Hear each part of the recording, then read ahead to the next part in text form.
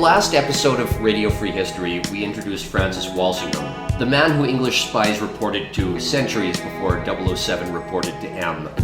Today we're going to see the conclusion of Walsingham's story as he becomes a high-ranking advisor to the Queen and plays a surprisingly large role in settling the Protestant-Catholic question in England.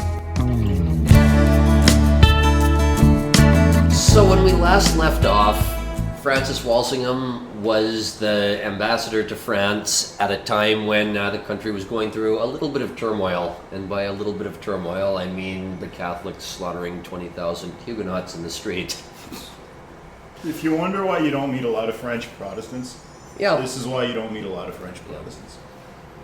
That and the rest of them were completely kicked out of the country 100 years later. Yeah, they came back. The radiation and then the chemo. And if you want to hear the rest of that story, listen to our last episode, the part about the St. Bartholomew's Day Massacre. And if you really want to learn more about it, go visit the Vatican because they have a bunch of porticos which commemorate this wonderful event. It is a fascinating history. It intersects with the Industrial Revolution, because these intellectual people were kicked out, and then they had to form their own education system because nobody wanted to go to school with their kids. And they modernized education, and then a lot of them contributed to certain discoveries that contribute. Now again, this comes from me, coming from Huguenot stock on my dad's side. So this might be a little bit of Blarney they picked up on the island on the way to Canada, but who knows? Anyway, but it's interesting to see the effect of kicking these people out. They arrived in Britain and they produced, a lot of very interesting things. So that's another thing. The history of the Huguenots in general is a fascinating one. Yep. Oh, this is going to be the first of many episodes on the wacky adventures of the Protestants and the Calvinists. So like the Wahhabis. Yeah. Europe, basically. they accomplish a lot, but my God, they produce a lot of fanatics. They really believe it. They take it seriously. After this turmoil, where blood was literally flowing through the streets of Paris, Walsingham was called back to England, and that's basically the end of our previous episode. So we're going to continue with the story where we really get to see Walsingham turning into the OG James Bond, the guy who invents what we now think of as espionage. What a contribution. Yeah. Well, I think I mentioned this in our previous episode. These days, people go get a master's degree in criminology, but they've never met a real criminal. They've never walked the beat. This is a guy who had to do everything from scratch, and he did it by building up an informant network of some quite seedy people. We talked about the Ridolfi plot against Queen Elizabeth's life in the previous episode. He was only very tangentially involved in that he interviewed Ridolfi, the Italian banker, and Ridolfi said, "Well, what? Of course I do some finances for Mary Queen of Scots, but it's not illegal to be a banker, right?" Not yet. Well, yeah. Later on, though, this Ridolfi guy, he said, "My God, I probably got away with 20 things in that conversation that I could have been hung for." So Walsingham learns his lesson here. I'm not going to completely rehash the previous episode, so we're going to start this one when Walsingham returns to England after the St. Bartholomew's Day Massacre. And I encourage you to listen to the last two episodes if you want a bit of context here, because we're just going to jump right into this. And if you like them, give them a like. Mm-hmm. If you want to hear more of this content, subscribe. Yep. Actually, you know what? Usually I wait a little longer into the episode to do the ad read, but let's just do it right now. Like and subscribe on YouTube or wherever you get your podcasts. If you'd like to give us a donation, we'd really appreciate that. Do it at ko-fi.com. That's ko-fi/Radio Free History. or subscribestar.com/radio-free-history. If you donate to one of our higher tiers, we've got some merch we can send out. Yeah. Beautiful Fruit of the Loom merch. It's going to be quality goods, whatever we send out, depending on donation size. Might be a t-shirt, might be a hoodie with a zipper. We don't, depending on how generous you feel like being. And if you want to be really, really generous, you'll get the most important thing, which is that we can devote a lot more of our free time to this. I'll come be your jester. I'll freaking, you want to set up a little court, I'll audition for the jester role. We're looking for patrons, is what I'm saying. So. Yeah. So in 1570, the Pope had issued a papal bull titled Regnans in Excelsis, which is essentially a fatwa. It excommunicates Queen Elizabeth, it declares her a heretic, and it says that the Catholic Church does not view her as the rightful Queen of England. Allah Akbar. And again, just to refresh you on a bit of context here, this is the middle of the Reformation when kings have to make a huge decision. Do I want to be Protestant? Do I want to be Catholic? Which side of these various civil wars do I want to be on? Elizabeth was the child of Henry VIII's second marriage, which he got through a divorce which the Catholic Church did not approve of. So the Catholic Church views her as a bastard, and she doesn't really have much of a choice in this matter. If she wants to be a legitimate queen, she has to be a Protestant no matter what. Again, these little tiny things that make huge differences. Yeah. They have this weird prohibition on marriage, and look at the outcome. Look at the ripple. Mm-hmm.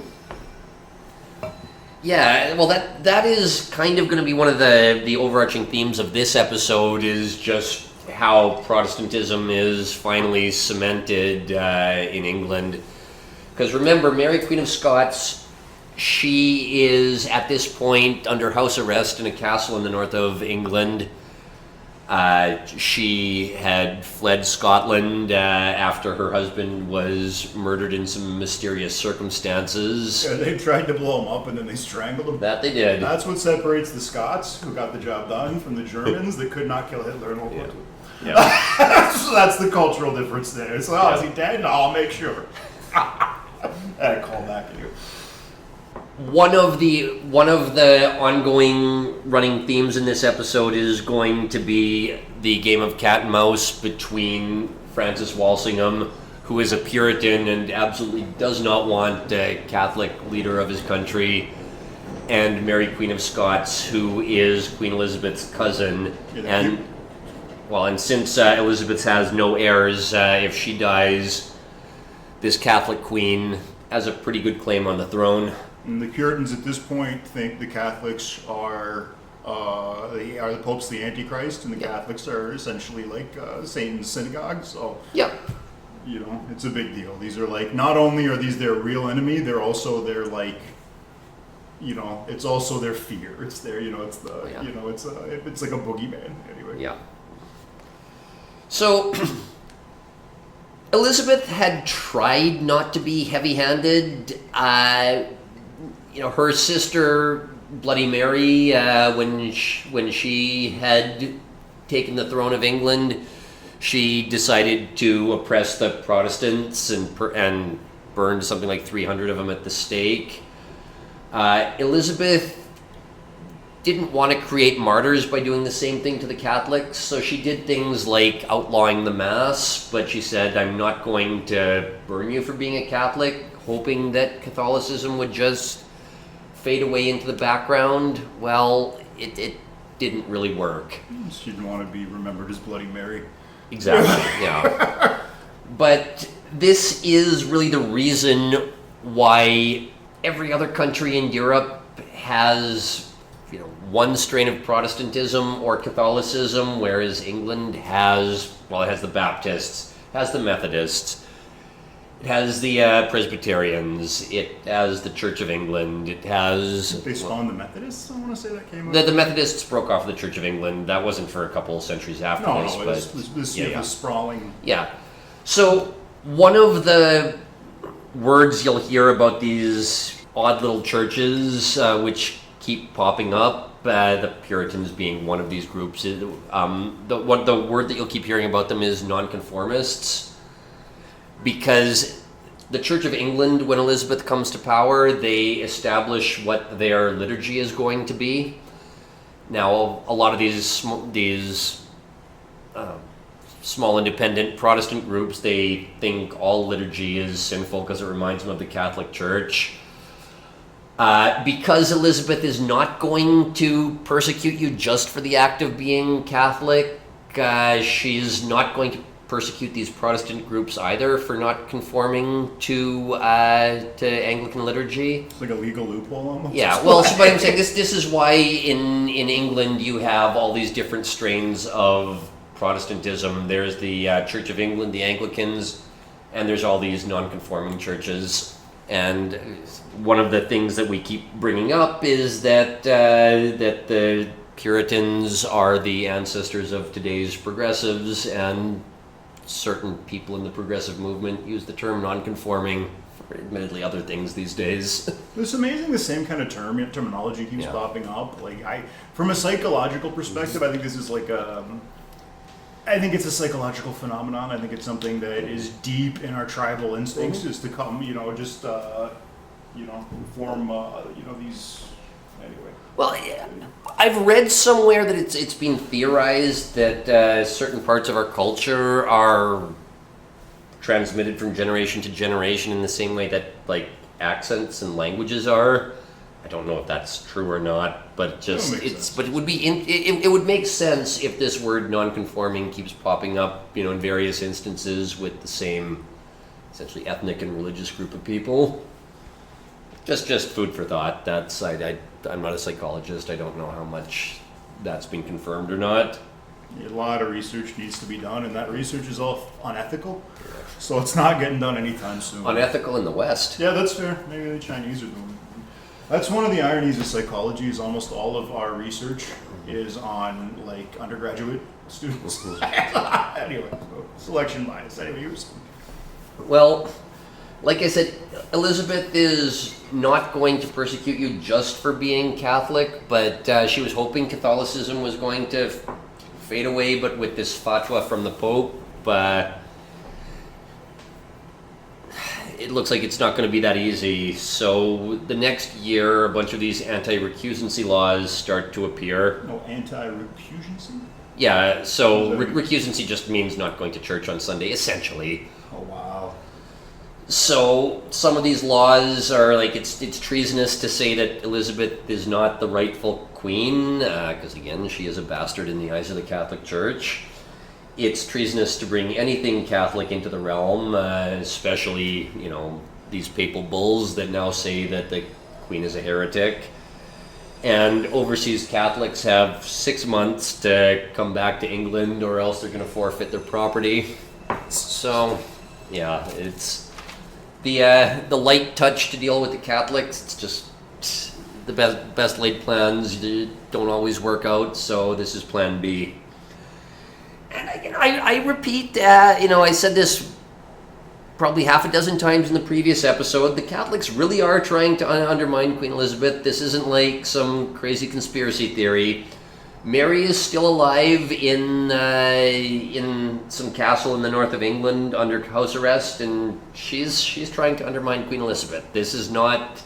Well, no, it's interesting to see, because even when the religions become aligned later in like the 20th century, like the West, kind of, you see this echo. Like, I'm bringing it up that it took shape in their psychology, because years later you have this same like fear of the Pope, even when this stuff's long been more or less sorted out in most places. So that's why I noted that. But no, they're at this point, it's very reasonable.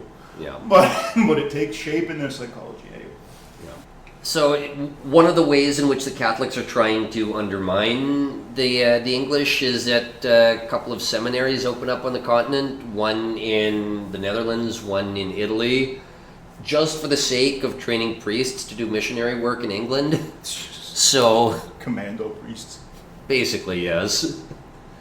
So you get a little bit of a cottage industry of Puritan priest hunters. Yeah, there we go. That would be. Like, you can go to some of these old cottages in the Midlands of England where they have like hiding places just for priests to hide out while they were doing the mass in people's private residences. It was a different time. I really, really want to watch a movie or a play about priest hunters in this period. That would be like there's there's a good stories there. I'm sure that what an interesting. Yeah. occupation. One of the more notorious names from this period is a man named Richard Topcliffe. I haven't been able to confirm if this guy was a Puritan or not, but he certainly hated the Catholics enough that he volunteered to be Elizabeth's chief torturer. Wow. What an aspirate, Yeah. Imagine wanting to be that. So, England views itself as somewhat more sophisticated than the continent, at least in the fact that torture requires a warrant in England. There's some outside supervision. Like modern day US. Yeah. It's a warrant from the Privy Council. It's probably not hard to get that. And the Privy Council doesn't exactly like signing torture warrants, especially for priests, because you're just going to make martyrs out of people. But, at the end of the day, if you have a priest hiding out in a hole or something, you gotta go deal with it. Yeah. So it's like marijuana. Like they want to kind of looking the other way. They don't want to deal with it. It's like the pre-prohibition. Yeah. Well, Topcliffe, this guy, he'll personally ask the Queen for permission to experiment, and this guy, he loves the rack. He also likes suspending people by the arms. I'm just imagining this just completely, degenerate, dysgenic little piece of shit English guy. By the time they're in New England, they have all of these rituals where they're publicly torturing and whipping and beating each other. This is a big part of their culture. Is this like the bondage and weird public bondage and beatings? Well, on that note, it's funny you bring that up because we have stupidly detailed court records in England. It's the one thing they were great at. They were autistic about, keeping records to the nth detail. My hat's off to the stenographers. Yeah. Well, this Richard Topcliffe guy, he liked to talk about these weird sexual fantasies. So that we'll put that, as Exhibit A towards him being a Puritan. We talked earlier about groups of people who are very well ordered and chaste, having very, those instincts that they're suppressing find very strange outlets in their culture. This is an example of that. Yeah. And again, remember these transcripts would be used in court since torture was about getting a confession. So Topcliffe, he would, say the things he would like to do to the Queen sexually while he was having these poor fuckers on the rack. And everybody, did he lose his job? Was there any kind of outcry? No, he was like the chief torturer. He was really good at his job. He had the craftsman pride and job well done, I guess. I mean, you put in the translate, you think, I guess nobody showed the Queen the transcripts. That was just okay, look, guys, look, I know what he said. Yeah. But look, you want to do his job? He's really, come on, he's like 3 torturers. Well, just imagine, these English bureaucrats today who just, get their self-worth out of following procedure. That's who I'm picturing with this guy. He doesn't just like torturing them himself. This guy will go to executions to make sure that the executioner isn't being too gentle with them. On his own time. He's out making sure. What am I going to do with my off day of not killing people? Go to an execution. Well, some of these executions are supposed to be, the guy is hung, but before he dies, you're supposed to cut him down, then torture him. He would, if there was a chance the guy was just going to die from the hanging, Topcliffe was like, no, hey, cut him down. It's like a Mel Gibson. Yeah. Like Protestant Mel Gibson. Yeah. Yeah, so this is the atmosphere in England in the 1570s. Now, Harvey Weinstein, eat your heart out. Jesus Christ. This guy got it. You don't want to talk about institutionalized abuse. This is institutionalized abuse. There you go. This is, this is a great example of that. Well, Francis Walsingham, he's a little more stoic about things. He lived through the massacre in France. He's just not that concerned with torturing a few low-level priests who got educated at some of these seminaries. He wants the big fish. He's concerned with Mary. He wants her head.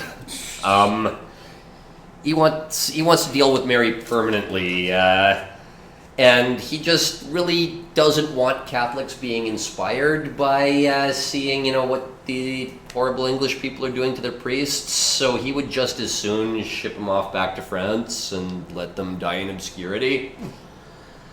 But he also sees an opportunity with these missionaries popping up. Because if they're being smuggled into the country, that means there is some sort of an organized crime ring setting them up. And, you can break apart this spy ring, or you can plant your people in there and use them as a pretty good source of information. He hears about a bunch of plots for the Catholics to try to undermine the English government, but just as importantly, he learns about factions and drama within the Catholic priests. Because, to this day, there's a bunch of drama there. I'm sure it was I'm sure there was even more drama among the priests in the 1570s. It's a bunch of elderly gay dudes. I can only imagine what goes on behind closed doors in the Vatican. It's crazy. Well, these days, I think there was an AIDS outbreak at the Vatican in the 80s. Well, I grew up in a very Catholic town, and it was again, this is all stuff I heard. I didn't go to a Catholic school or anything, but if you told the priest that you were struggling with homosexuality, they would be like, son, this is a sign that you must join the priesthood and be celibate. So that kind of recruiting is going to produce a bias sample. Yeah. People with a flair for the dramatics. Well, and for the gossip. And at the end of the day, you need a good stage presence to be a priest. Really, it's community theater. If you take the religious aspect out of it, it's that you're dealing with. You're putting on a little show every Sunday, costumes, the whole set, costumes and the sets, and I'm sure you get some really good gossip from the confession booths. Oh yeah, it's the mixed grinder look inefficient. Yeah, so again, questions like cleaning up low-rent crime versus leaving it in place to hunt the big fish, some of these questions he has to wrestle with at the time are what make up standard procedures in espionage and spy rings even today. Wow. You talk about things echoing. Yeah. You talk about the shadow of something's beginning being indelibly labeled on the product. Well, and remember, this is the Reformation. So before Henry closed down all of the monasteries in England, a lot of the functions of state were carried out by church officials. Now they're all gone, so a lot of these official functions of state have to be a lot of these official procedures need to be started and defined from scratch. Yeah, so it's like Japan being bomb flat in World War II. Yeah. It's okay, well, as long as we can do everything really modern way, I guess. Yeah.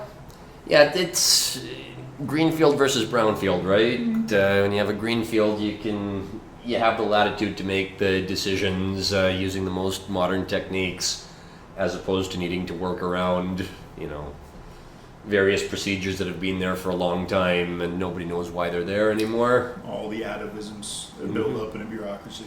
Yeah. So I just want to make that clear that this question that Walsingham was dealing with, it's just going to keep coming up again and again. Do you go after the small fish and get rid of the small time crime, or do you leave it in place and use it as an avenue to go after the big fish? This is still a problem for law enforcement. Yeah. Well, Walsingham is, like I said, he is Mary, Queen of Scots' mortal enemy, and he would love nothing more than to just broker a deal with the Protestant Scottish nobles where they take her back to Scotland to execute her, but that's just not going to work for two reasons. The first is that the Scottish nobles really don't want to kill Mary Queen of Scots because she has abdicated in favor of her infant son. And even though Scotland has no shortage of civil turmoil, the Protestants raise an army and take over, then the Catholics raise an army to take over. You don't want to be the guy who sends the king's mother to the scaffold, because at some point somebody's going to take revenge on you for that one. Yeah, that seems, it's like kicking a hornet's nest, just asking for trouble. Yeah. And secondly, this is the age where people are still talking about the divine right of kings, or in this case, the divine right of queens. Even though Mary has technically abdicated, she's still ruled by divine right, at least according to the political theory of the time. And Elizabeth really doesn't want to execute another queen because that kind of weakens your claim to the throne, that you're there by the divine right of the Almighty. You're degrading what it means to be a royal. Yeah. If you just start, killing everybody. Well, less than a century later, they cut off King Charles's head, and we'll certainly be doing an episode about that. But it would have been a lot easier for the Puritans to cut off Charles's head in the 1640s if Mary's head hadn't been cut off in the 1580s. Okay. You sow your seeds of your own destruction. Yeah, basically. This question of whether to go after the petty crime or to chase the big guys, this comes to a head in 1574 when Walsingham gets word of a young Scottish guy who would be getting letters from Mary and bringing them to Mary's friends back in Scotland. This is just some 18-year-old Scottish chav. Again, he's small fish. And when he's questioned, he said that he receives the letters from the children of the Earl of Shrewsbury, who is the noble who owns the land where the castle Mary's imprisoned in is. Walsingham does call the guy in for questioning, but some 18-year-old Scot isn't enough evidence to cut off a queen's head. But with the Ridolfi plot fresh in people's minds, and again, we talked about that in the previous episode, Walsingham is just not going to ignore a new clandestine messaging system. The next year, in 1575, the Bishop of Ross writes a letter which is intercepted, and it names a book merchant named Henry Cockin. Or Koken, I don't know how you pronounce it. Yeah, okay. I'm not above laughing at a name like that. The poor guy went to school probably with that. Mike Hunt. Yeah, you feel bad for people whose parents clearly hated them. Well, that's his last name. I mean. Oh, his descendants. Yeah. So any patrilineal descendants, I'm sorry, what you had to go through in school was not fair, kids. Yeah. So this Cockin guy, he's named as being the hub of a network, and again, Walsingham doesn't want to send this guy to the rack. It's just easier to keep this guy in jail and wait for a bunch of Scots to appear at his bookstore and be like, "Hey, the fuck is he? Can't keep him mating." Just gonna let nature take its course. I mean, this. I could picture this being a scene in a James Bond movie. I don't know. So, again, after a couple of weeks, a bunch of Scottish people show up, wondering where the fuck this guy went. And also, this Cockin guy, Cockin is starting to worry about losing his payments, which probably came from Mary's, treasury herself. So he sings like a canary. There we go. Yeah, so Walsingham, he writes the Queen saying, this guy is technically treasonous, but please just don't sign his death warrant because he's much more valuable to us as an informant. But he admits that the Earl of Shrewsbury has a whole bunch of staffers in his network smuggling mail to and from the Queen. Ratting out all his homies. Yeah. Well, he also implicates the brother of the Duke of Norfolk, who was the guy who was executed in the Ridolfi plot in our previous episode. They arrest 4 people. They bring them to the Tower of London, but again, Elizabeth just doesn't care so much about these small potatoes, and this is kind of to the consternation of Walsingham. Remember, Walsingham's a Puritan, so he's at least willing to tell the Queen to her face that he's unhappy with some of her decisions, and this will cause some trouble for him later on in his life, but he tells the Queen that he's not happy with her for not pressing the issue with these 4 treasonous people. Just the ruthlessness. Yeah. Like he can smell blood and he just goes, oh god. Yeah.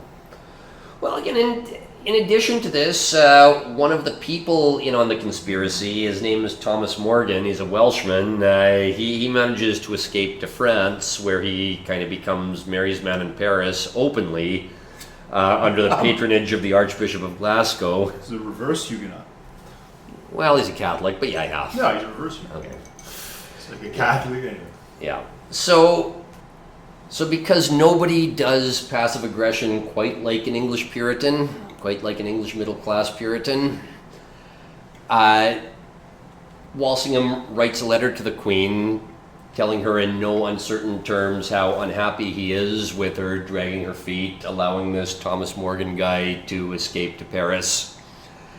He says, and this is a direct quote, unfortunately I don't have the dramatic skills to do a dramatic reading of this, but Your Majesty's delay used in resolving doth not only make me void of all good hope to do any good therein, the opportunity being lost, but also doth quite discourage me to deal in light causes, seeing mine and your other poor faithful servants care for your safety fruitless. Jesus Christ. Saying that to your boss. Saying that to your boss who can point at you and say off with his head. Mm-hmm. And where do we end up? So that this communication network has been broken up, but another one is going to pop up in its place, and they're certain to be more careful next time. But he does at least have people like this Calkin guy who are now going to be his double agents into the future. He's got his Jesse Pinkman. Yes. Well, he's always had a bunch of Jesse Pinkmans. He's got Badger. He's got all of them. Yeah. Like I said, he fled to the continent under the reign of Bloody Mary, and he made friends with people who were going to be part of various Italian governments. He made friends with lowlifes who are going to be working in various docks around the continent. And they're both going to be valuable sources of information going forward.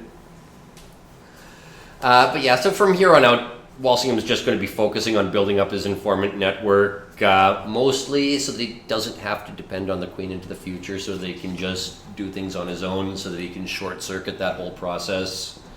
It's a lot easier to get forgiveness than permission.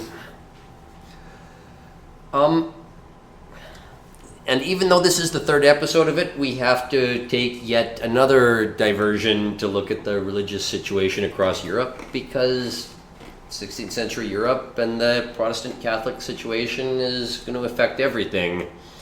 You got this Protestant group that all speak Latin because they're all educated basically. They're all reading about what's going on in other countries. Yep. So it's they're all affected. So William Cecil, if you remember, he was the previous Principal Secretary of England, the guy who had hired Walsingham in the first place. He had been promoted, and Walsingham took his place. He was part of the old generation, the generation which lived through the reign of Edward and then of Mary. He was Protestant, but he was willing to play along with the Catholics when they took back over for a few years. But he's part of the old generation which favors old-fashioned diplomacy. France and Spain are both Catholic nations, but they have very different visions of Catholicism. Spain wants the whole world to be Catholic. France is Catholic, but France wants to be a nation state. France wants to be for the French, and they don't care about, the bigger picture of Christendom. So Cecil wants to play them off of each other. But, it's a tale as old as time. You get a young group of fanatics who want to be a little more hardline in their beliefs, and that includes Walsingham and his peers, the Puritans. Geez, how would that be apropos of the year 2024, a younger group of fanatics moving into government positions? But yeah, Walsingham, he's a Puritan, and he wants to support the Protestant cause, just as opposed to being, an old-fashioned statesman who looks at the chessboard of the map. He wants to do a little bit more to proactively promote the Protestant project. And the flashpoint of this is the Low Countries, the Netherlands. Charles V, the Habsburg, he had bequeathed Spain, the Netherlands, Sicily, the New World to Philip II, who, let's not forget, he still has a chip on his shoulder because he was married to Bloody Mary. He thought he was going to be the de facto King of England, make England Catholic, but then his wife died, and that just went up in smoke. So he would love nothing more than to invade England, but the Netherlands is going to start seeing some Protestant uprisings, led by a prince named William of Orange. This is not the William of Orange from the Glorious Revolution, if you know a little bit more history. William of Oranges? Oh. Yeah. No, this guy's just going to be leading a Protestant rebellion in the Netherlands for the next several years. And Philip has to deal with this headache. So it's in England's best interest to do what they can to support this Dutch Protestant rebellion, because if Spain's hands are full, that means Philip doesn't have the leeway to try to exact his revenge on England for him losing out on it. So you get a lot of it's very cost effective when other people are going to do the fighting for you. Yeah. So, Well, how would that be apropos of 2024? Yeah. So, but also remember, I mean, this is not just going to mean supporting the rebels in the Netherlands to keep Spain's hands full. It's also going to be shoveling some money to the Huguenots in France to keep the French hands full as well. But on top of everything, remember that one of Walsingham's jobs in France when he was the ambassador, and again we talked about this in the previous episode, was he was asked to try to broker a marriage between the Protestant Queen Elizabeth and one of the Catholic French princes, much to Walsingham's consternation, but it was his job. And the one who they really wanted to arrange this marriage, the prince who they really wanted to set up with this arranged marriage was the Duke of Anjou, or the Duke of Alençon, and this is the Flitty theater guy who did all of the plays up to the unfortunate wedding that led to this St. Bartholomew's Day massacre. And if you didn't listen to our previous episode, in one of these plays he made all of the Protestants dress up like Turks and lose to a bunch of Catholics in drag. Theater. Again, if you put that play today, if I went to Fringe and saw that, I wouldn't raise an eyebrow. No. It's amazing. Amazing how some parts of art are just frozen in time. Mm-hmm. It's, there's only so many ways to be awful. It would be enough of a knot to untie if it were just everything I just said there, but there's going to be an extra wrinkle on top of everything else, which is that the Queen Mother of France, the king's mom, who is really the power behind the throne, Catherine de Medici. Ooh, another Medici. Well, she's the same one we talked about in the previous episode, but... well, no, they came up in the banking. Oh, yeah. But yeah, she says, there's the Netherlands. They're rebelling against the King of Spain. And I have this perfectly good son, the Duke of Anjou. He'd make a great king. Why don't you raise an army and try to invade the Netherlands yourself? So the statesmen in England think, okay, this is a great opportunity for us to be a pain in the ass of King Philip. They're going to at least seriously consider financing the Duke of Anjou, raising an army to invade the Netherlands. It also, again, the fact that there's a bit of a love tryst going on between the now 40-year-old Queen Elizabeth and this Duke who was in his 20s also makes things more complicated. This is the Reformation. At some point I have to stop. With the and this and this and this. You can just keep going down these rabbit holes, but just long story short, the Netherlands is going to be a huge flashpoint for all of the Catholic Protestant intrigue going on. Every country seems to be screwing over every other country, and the Netherlands just is the nexus of all of this intrigue. And the Queen is in love with the young theatrical prince, because the Queen is a really brilliant woman herself. I think I mentioned last time she was she was a child prodigy. She was never supposed to be the queen. Under normal times, she would have been married off to some intelligent, high-ranking noble, and they would have had genius kids together. Now that she's the queen, she's not really willing to take a husband who's not at her intellectual level, which is going to cause turmoil because she's not going to create any heirs. Yeah, it's going to limit the dating pool. Yeah, got a bunch of inbred cousins. She is in love with this French Catholic Duke, but at the end of the day, the Privy Council are just going to tell her, look, you're the queen, you have the ability to do what you want, but we're, to say the least, lukewarm on the idea of you marrying a Catholic. So she decides not to, but there's some, I don't know, soap opera level intrigue, but it ends up with her writing the Duke a big check for his military campaign into the Netherlands, like reverse alimony.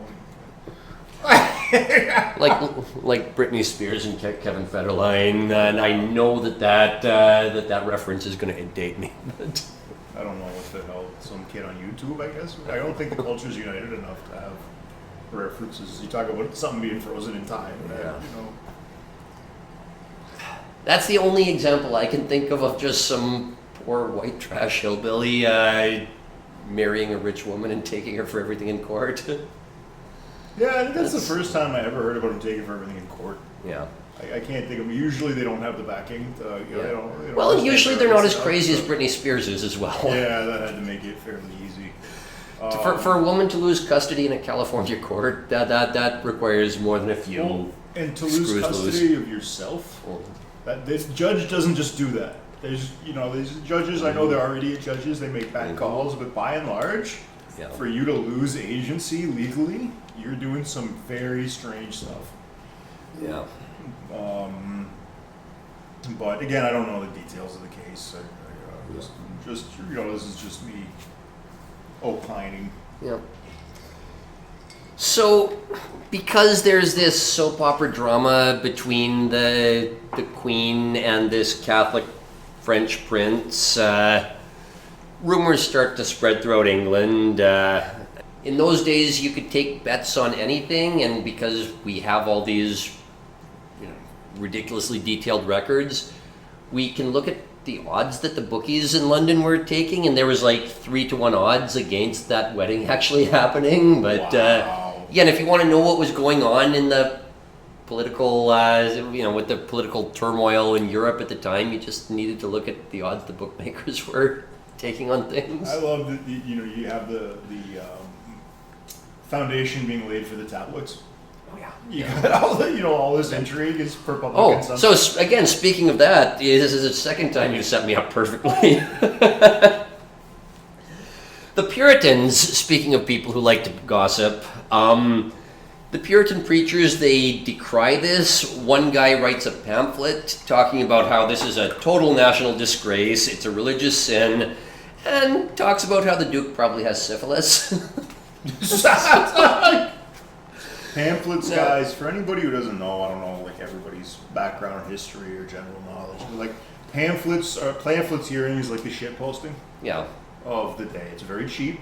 You get all these ideas out, but you can, it's like going on Twitter. Yeah. It's a very low cost Yeah. way of flooding the market of ideas with so Yeah. get an idea out there. Oh yeah, to this day you shitpost by implying somebody has an STD. That's Well, and there's still people out there, like religious people, handing pamphlets out. Mm. Like it just goes to, it just sticks around.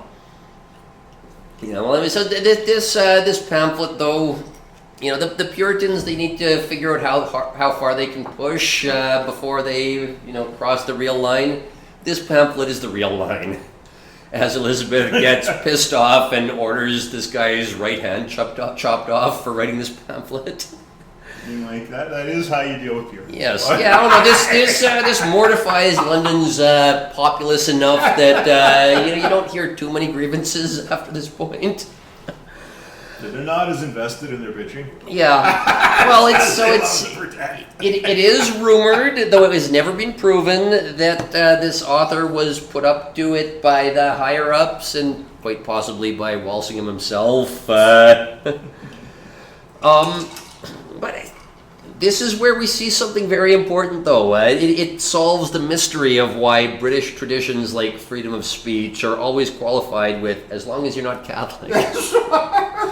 Because these freedoms are, what could the Protestants get away with without getting our hands cut off? That's basically what you think of as the rights of an Englishman, like what you can get away with, at least traditionally in England. I know recently you're now being arrested for teaching a pug to do a salute, but at least historically, I guess he's Scottish, not English, but British. Still, yeah, the British tradition, it basically what could they get away with before the royalty says you're losing a body part. They're still working that out. You look at what's going on today, right? There's really a hot debate in terms of what's allowed and what's not. That's the downside of being like not an absolutist on free speech is you then have to come up with a very complicated set of rules for what's allowed and what's not. And that's nobody does complicated sets of rules quite like the English do, though. Oh yeah, that's true.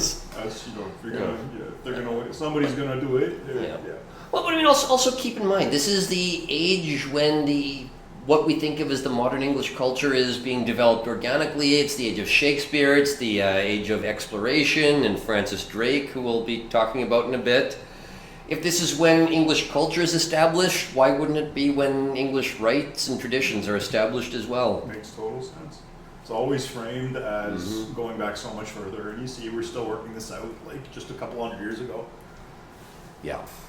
Well, and again, this is just some political science majors like to think that the Constitution, or in Canada, the Charter of Rights and Freedoms, should come from these really benevolent, intelligent people who from on high, scratch their head for a bit and say, these are the rights that a free man should have. Like, I don't know, fuck off. This is not, I'm a policy wonk. This is, what could the Puritans get away with? It sets me up perfectly for the Fred Phelps Yeah. episode. Oh yeah, that's a guy who could see what he could get away with. And he was a Calvinist, if you want to talk about. Yeah. He actually sued Ronald Reagan when Ronald Reagan established diplomatic relations with Vatican City. He was like, he said that's a violation of church and state. The Pope's a theocrat. And there you go. I mean, again, it's not like freedom to show your tits in public. It's not freedom to commit sodomy. It's freedom to tell the Pope to fuck off. That's what the English conception of freedom is. Yeah, and then again, you see, right? Fred Phelps did a lot of picketing of the Catholic Church, and a lot of his writings and rantings, or as I prepped the podcast, are centered around Catholicism. It's very interesting to see that still present in the psychology of Puritans centuries later. One strain of Puritans, I should say. I should clarify. After this pamphlet writer tried his luck, lost an arm for it, the Queen is at this point so tired of the Puritans shit that she expels Walsingham from court. And he's still is technically speaking a member of the Privy Council, but that could be revoked at any time. So as far as he knows, his time's over. So he might have to just retire to his estate in the English countryside. Oh, gotta go live in the Shire. Poor baby. Well, like I said, it was always just a real soap. It was never taken It was never serious that the Queen was going to possibly marry this French boy toy, but it falls apart publicly and almost comically. She technically accepts, then reneges on it the next day, but agrees to finance the expedition.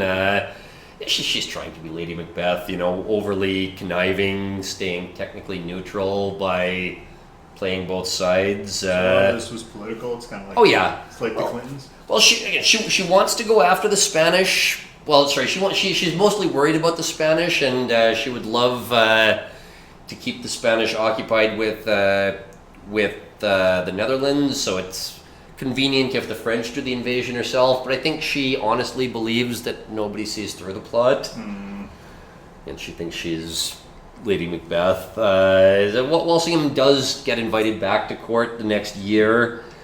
And again, he's a Puritan, so he's not going to behave himself. He's going to be just as honest with the Queen, and he's going to tell her this. Like, do you really think that you're being a genius here? Because everybody sees through your shit. You're a sinner, and you're not that smart. Yeah, basically. Basically. In 1577, both Walsingham and Cecil invest in Francis Drake's voyage, as had the Queen.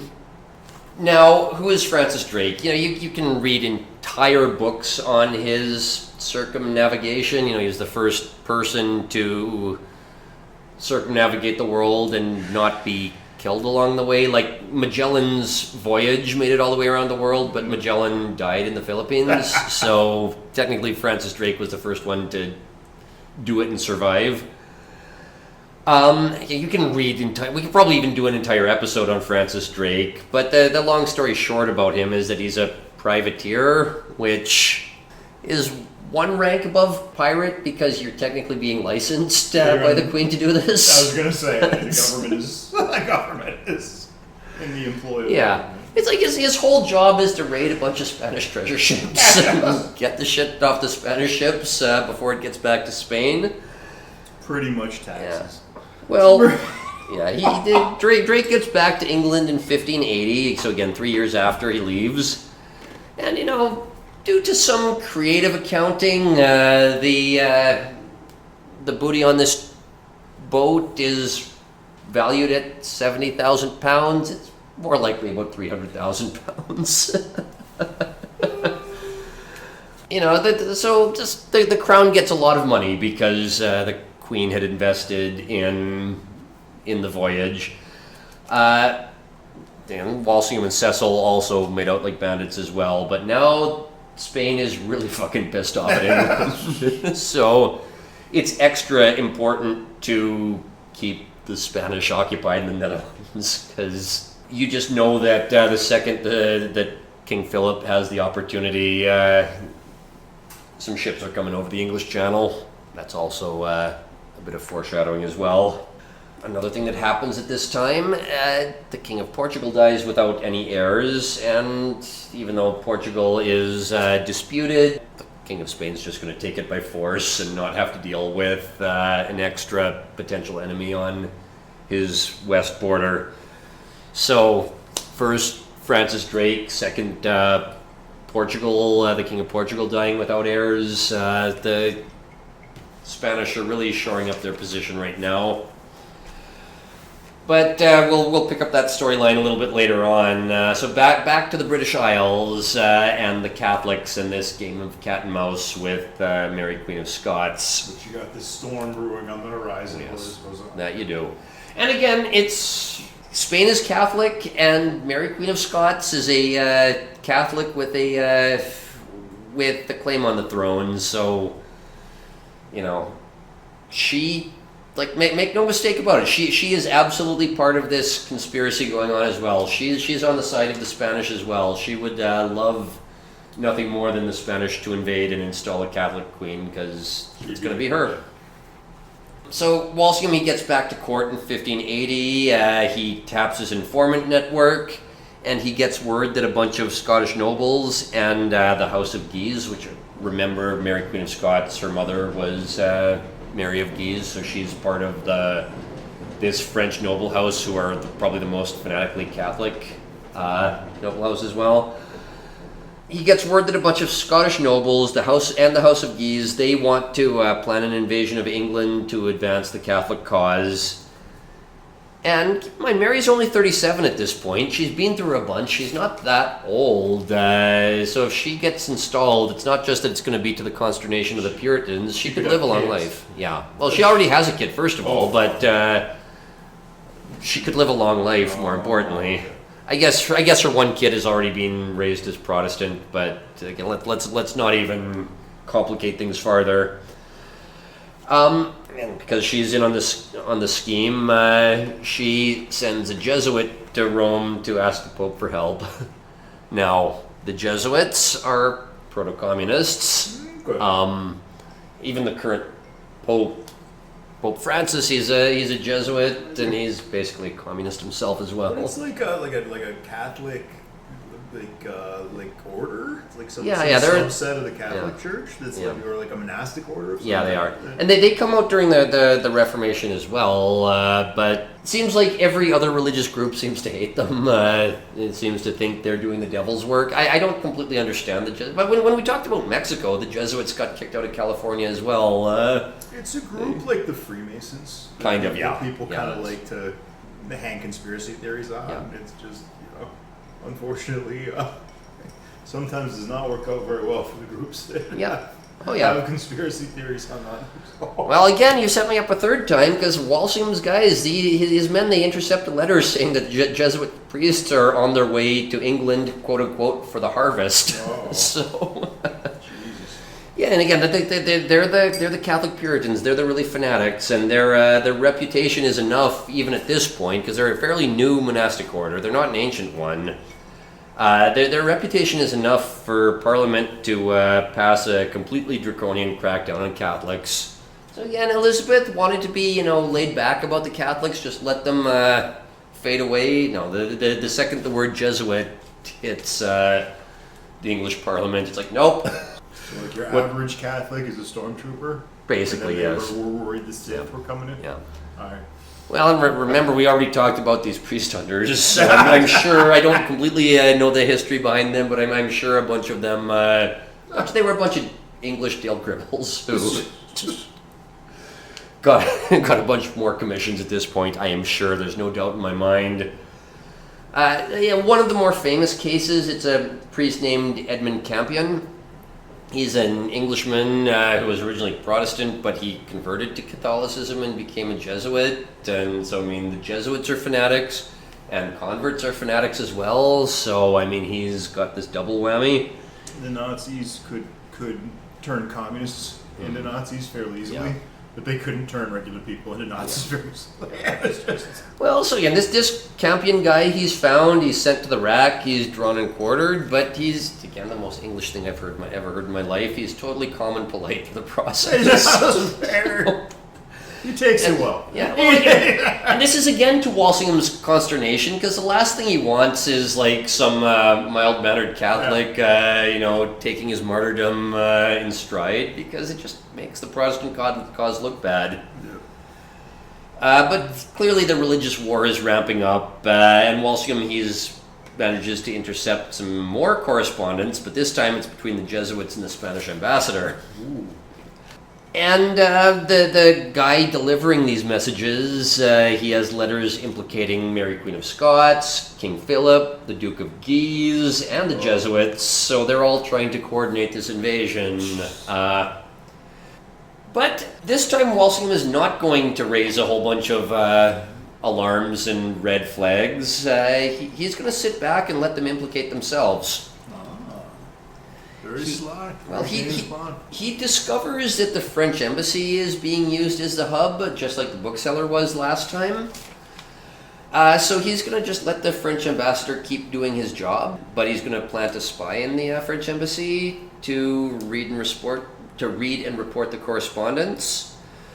Things are a little bit more delicate here, though, because the ambassador isn't just some random French guy. He's a guy named Mauvissiere. He's a Catholic, but he's kind of a personal friend of Walsingham from Walsingham's time being England's ambassador in France. He is old. I think he's in his 60s at this point. But, he's an old Renaissance man who, like an old French aristocrat, wants to be part of high society, kind of the opposite of the Puritans. But he's a guy who can get along with Francis Walsingham just fine, even though they have two very, very different religious outlooks. In fact, the Mauvissiere, he kind of helped Walsingham stay safe during the craziness during the St. Bartholomew's Day massacres, so Walsingham really doesn't have an axe to grind with this guy, so he's perfectly happy to just sit back and let this guy try to undermine his government, but just intercept the letters instead of trying to go for the hub of it. Just keeping an eye on it. Yeah. He also, just wants to, if the shit hits the fan, he's gonna try to make sure his friend's name isn't tarnished. Mm-hmm. Again, he's a Puritan, but he's not like one of these insufferable Puritans who's just gonna complain about people's clothes looking too much like priest's garments. He's like Billy Graham. You can't help but like him. Well, I don't know if you can't help but like him, but he's an intelligent guy, and he just wants to be a Puritan because he likes the minimalism of the church. He's like I have a direct line to God myself. I just have to read the Bible. This is great. And he's still totally trying to promote the Protestant cause. He still hates the Catholic Church, but it's not about proving he's more Protestant than everybody else. He's not about virtue signaling. Again, how would that be relevant to the descendants of the Puritans today? Fred Phelps did a lot of virtue signaling. Well, these people all do. That was what he was doing with his spigots. It was. Now, who was the spy who Walsingham planted in the French embassy? We don't officially know for sure, but most likely it was an Italian free-thinking theologian who, we have the records, we know he lived at the French embassy at the correct time, and again, we're not 100% sure because this guy wrote under a pseudonym. Now, Mario. Well, no. You're laughing at that, you haven't heard what the actual pseudonym is. You just keep setting me up.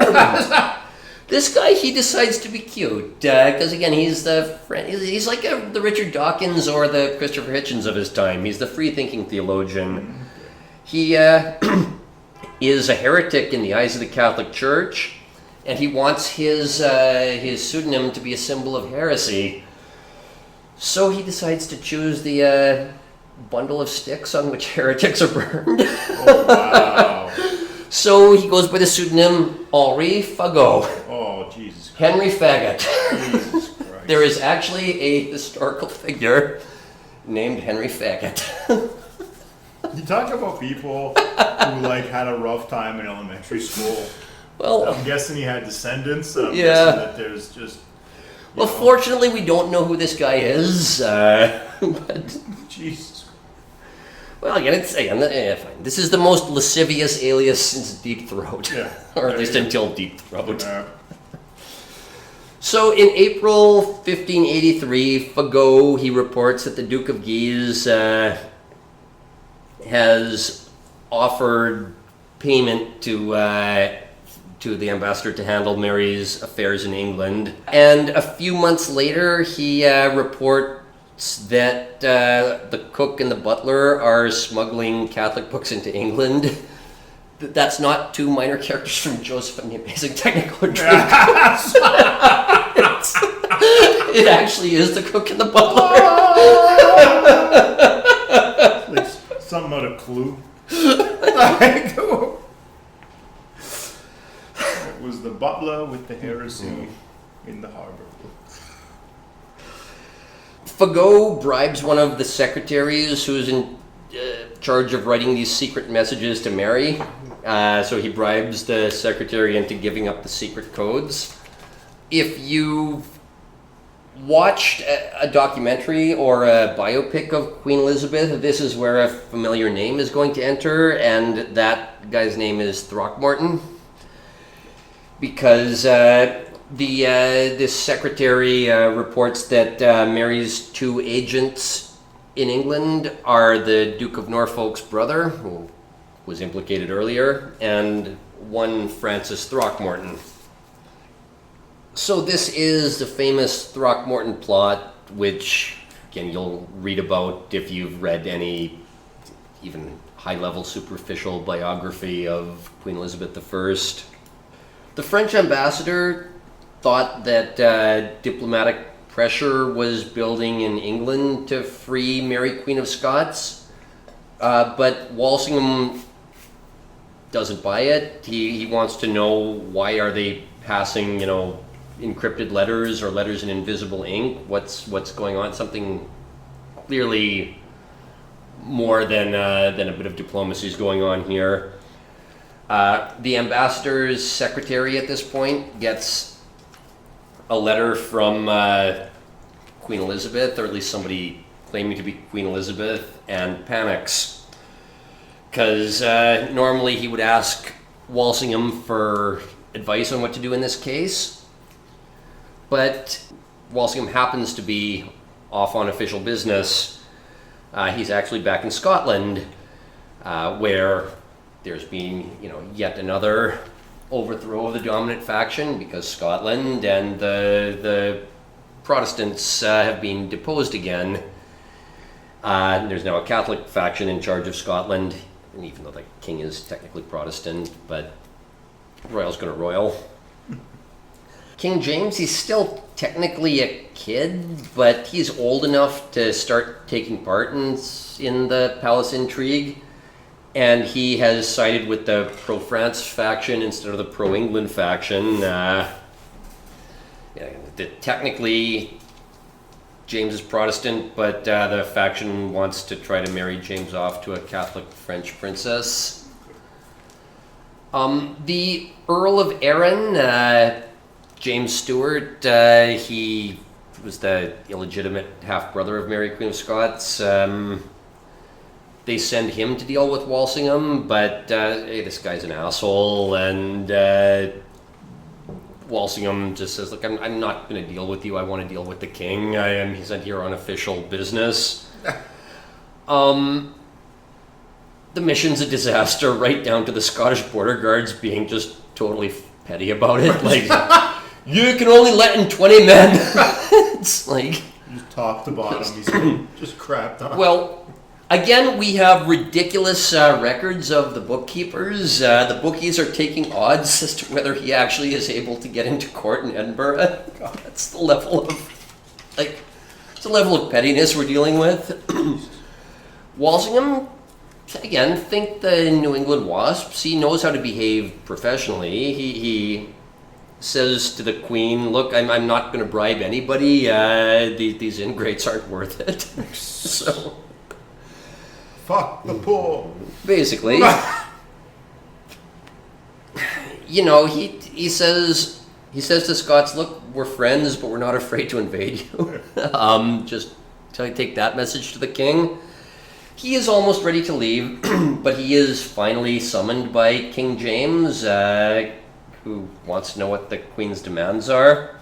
So says the Queen demands, you restore the pro-English faction, you respect the law, and you don't act like a little shit with absolute power. Just imagine diplomats doing whatever shit they do today. I'm sure it went exactly like a backroom conversation at the United Nations, but you do see the Puritan side coming out, because there's a non-zero chance that James is going to become the King of England, because Queen Elizabeth doesn't have any heirs and she's in her 40s, and James actually is going to become King of England when she dies, but it's not certain at this point.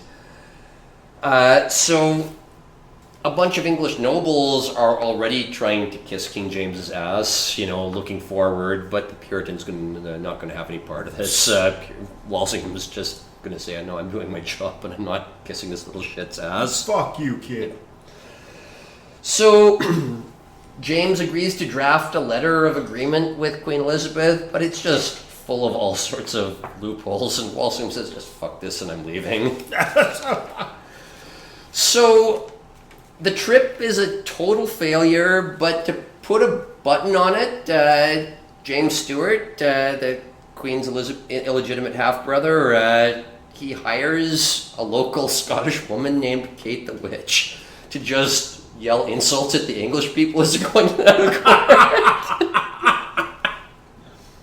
I'm glad that woman made it into history. That's great. Of course you're English, I can tell by your teeth. No, God. We're gonna get to. Is that done today? Do they pay homeless people? To go I think to they still. I still think they do that at like the Renaissance fairs, but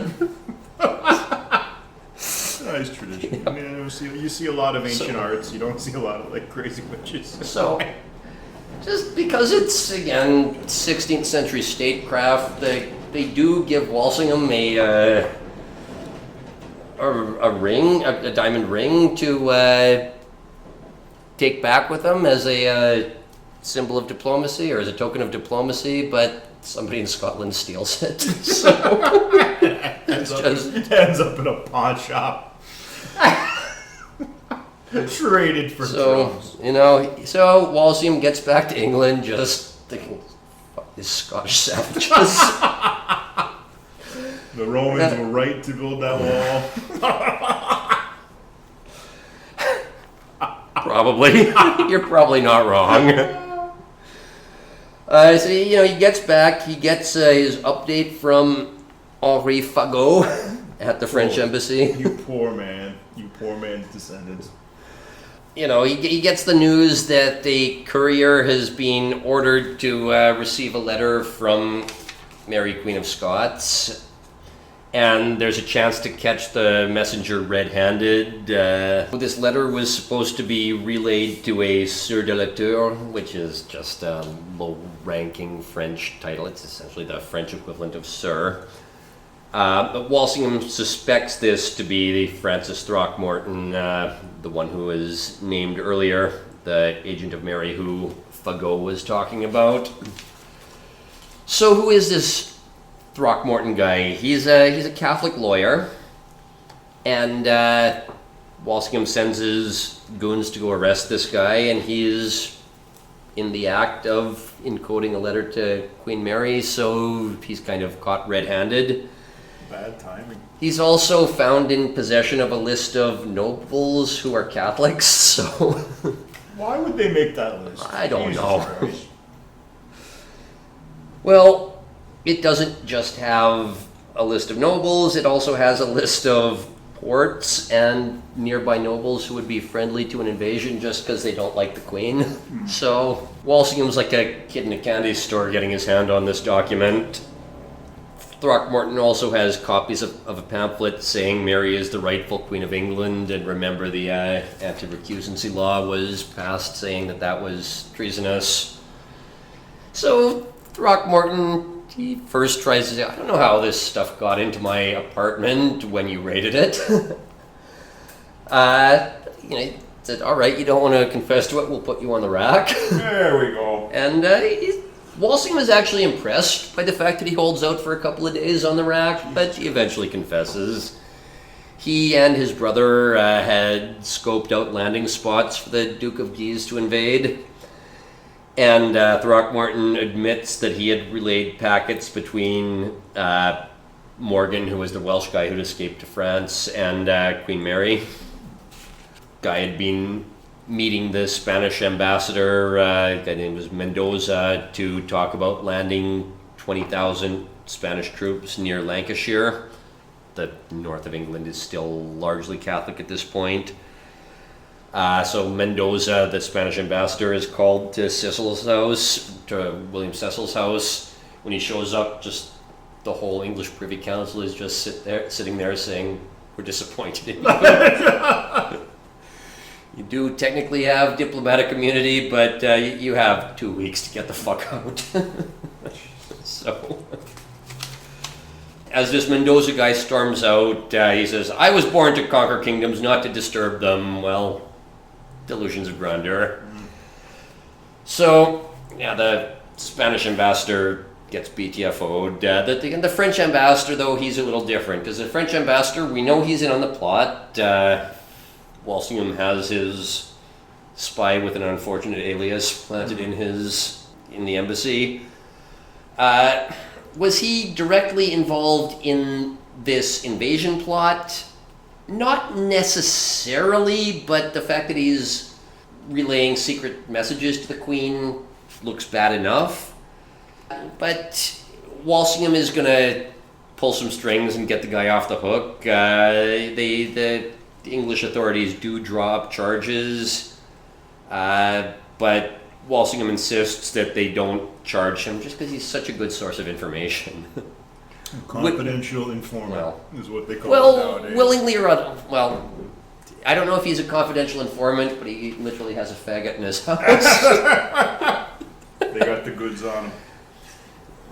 So again, Walsingham's going to make sure they don't charge the French ambassador. Also, they don't really want Mary knowing what the source of information is. Again, you leave the clandestine network in place, and you'll keep getting information from your spies who are embedded in this network. If you expose them, you got to start from ground zero. Yeah. So in 1584, the secretary reveals to Fagot that Mary is starting to get suspicious about a leak at the embassy. When I say the secretary, remember it's the one compromised secretary who Fagot has bribed. In Paris, the Catholics are starting to believe that the ambassador himself is the traitor, as opposed to just being a leak in his office. And Walsingham, again, steps in to help his friend and says, if you want to clear your name, why don't you just give me all your letters so I can read them and make sure you're not up to no good. I'll keep them safe. So yeah, the ambassador is essentially blackmailed into good behavior, and when this Throckmorton guy is hanged, they mention a lot of his accomplices, but nobody mentions the ambassador, just because, again, Walsingham pulls some strings to make sure of that. Conspicuously absent. Yes. Well, so the ambassador, he's called back to France the next year, and his replacement, and I hope I don't butcher this pronunciation, Guillaume de l'Aubépine, Le Baron de Chateauneuf, he's a much more strict Catholic, and Fagot says, "I'm out." If the old Renaissance guy caught me, I might be in deep shit, but if this guy catches me, I'm going to be burned on a Fagot. Yeah. Again, just to mention what I said earlier, nobody knows for sure who Fagot was, but we're pretty sure he was this Dominican friar turned free-thinking philosopher, a guy named Giordano Bruno. If it was this guy, he returned to Italy and was later burned alive for heresy. So his namesake his alias was correct. And again, nobody also really knows who the corrupt secretary was who was really feeding him all of the juicy information. But some really autistic historians have gotten the records of the French embassy, and they've looked at who was on business trips and vacations when the important letters were sent, and I think they know who it is. But it was some guy named Laurent Ferron. Some guy who died in obscurity, but nothing terribly remarkable about him. Maybe it wasn't him, but again, the autistic people who will go through every line of the ledger you use to sign in and out, or the logbook you use to sign in and out, they believe it's this guy. That's real history. Yeah. That's real story. Well, yeah, that's through the brigade. records. Oh yeah, I'm not autistic enough to do that. I just read a bunch of books. God bless you, Spurgey, if you're listening. We appreciate what you do, buddy. Mauvassier, the ambassador who left, he still was a friend of Walsingham. He still wrote correspondence to Walsingham for the rest of his life. And he also told Walsingham just how happy he was when the king decided to hang the Duke of Guise. So Mary had gotten the Duke of Norfolk killed by her indiscretion, but now she got Throckmorton killed. But this really wasn't her fault. It was just Walsingham had gotten much better at the art of spycraft and had gotten his informant network embedded in all the right places. Stalin. Well, we haven't seen his true masterpiece yet. Walsingham's spies in France had reported that Creighton, who was the Jesuit I mentioned earlier, the guy who was smuggling Catholic letters into England, gets reports that this guy's en route to Scotland. The ship crashes into a Dutch ship, and this guy is captured and sent to England, and he happens to have all of the Duke of Guise's plans in a document. It contains plans for an invasion, it contains propaganda, and it contains plans to get the Pope to make some declarations to bless this invasion. So, again, the temperature's rising. The document is essentially a blueprint for a plot to kill Queen Elizabeth, and now Mary, Queen of Scots, is involved. Now there's some evidence against her. The Duke of Guise is going to make use of the fact that a Catholic-friendly ascendancy is surrounding King James now, and he wants to invade England by way of Scotland. That's these plans that they intercept. To make matters worse, William Orange, the one who was leading the uprising of the Dutch Protestants, he's murdered. Oh. So this essentially frees up the King of Spain to point his guns at England. So, yeah, the temperature is rising even farther. The English are going to keep fighting in the Netherlands to try to help out the Dutch Protestant rebels, but really nothing's going to get resolved there until Westphalia in the 1640s, so that's like 8 decades off, or 7 decades off. It's an 80-year quagmire. Yes, it is. So Yeah. whoever wants to dump money into that. Yep. The Privy Council, because there is all this danger from the Catholic Church, they sign what's called the Bond of Association. It's probably not legally enforceable, but it says that if Elizabeth is murdered, they will prosecute anybody who claims the crown. Good. The Puritans, at this point, they just drop any pretense of niceness, and they essentially hire one guy named Amias Paulet, or Paulet, I'm not sure if it's an English name or a French name, but they hire him to do what Puritans do best, to play hall monitor and snitch. And they say, we do not want Mary Queen of Scots going more than 2 miles outside the castle where she's being holed up.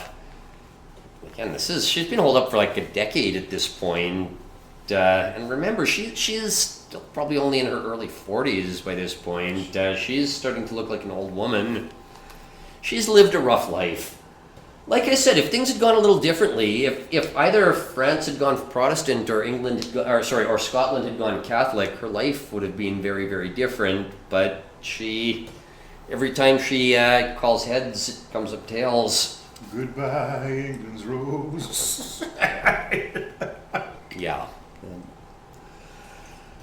Now we come to the kill shot.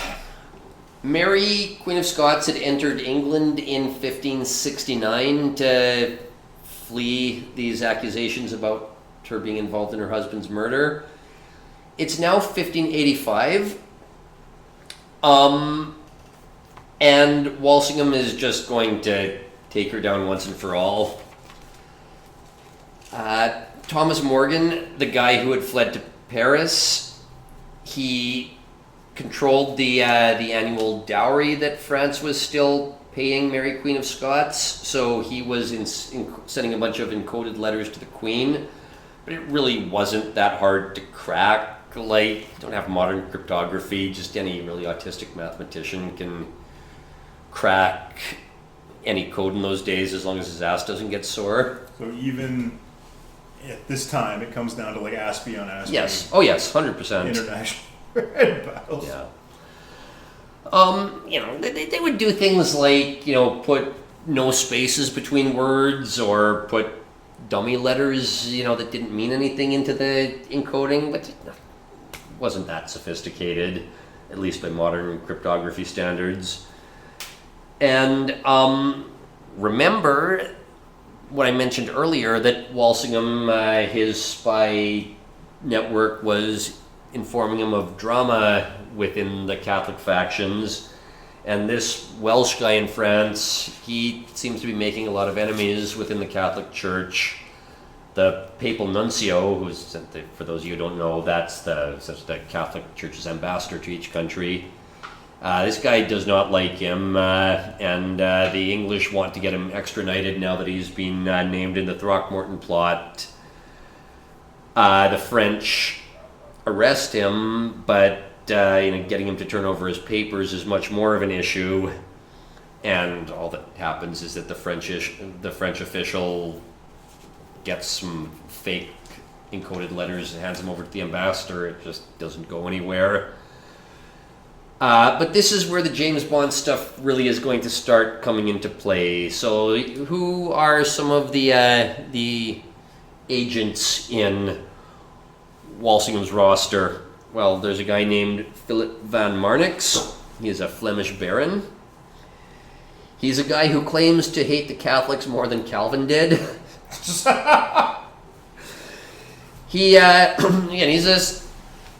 basically an autistic guy. He speaks 7 languages, and that's not including being able to read Latin, Greek, and Hebrew. So it's so funny. It's like it's almost like these people are like described as like borderline wizards. Yeah. And we look at it now, and it's like, oh, homie would have been on the chains.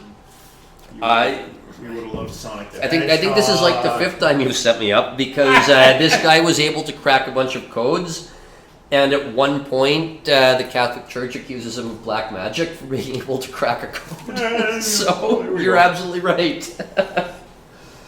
Point me.